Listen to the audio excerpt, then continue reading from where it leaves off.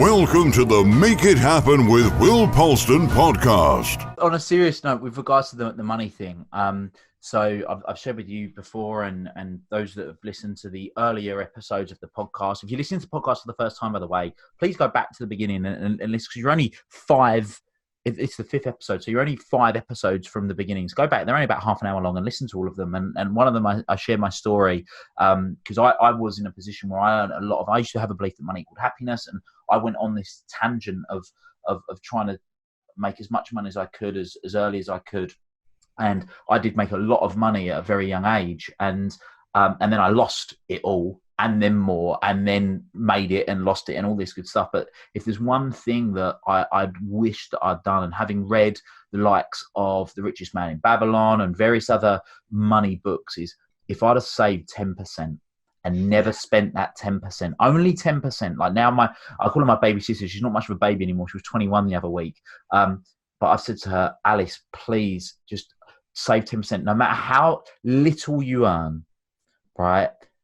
10% is 10%. 10% of £100 a week is the same as 10,000. Is the same percentage as 10% of £100,000 a week. Save 10%, allow that to compound, and then invest that wisely. And that wisely is the important part, not into high risk opportunities, but invest it wisely, and you'll be amazed at how quickly the compound effect can take place and give you that baseline of security. I mean, Albert Einstein called compounding the 8th wonder of the world, and that's one thing that I'd wish I'd done. From if I'd have saved 10% of everything that I'd earned, and wow.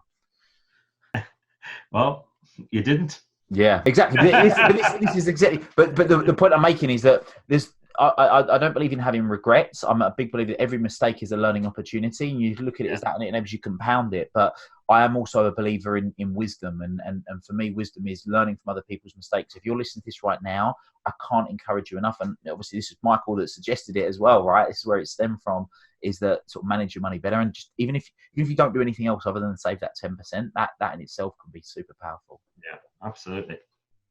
The weird thing was, my parents were brilliant savers.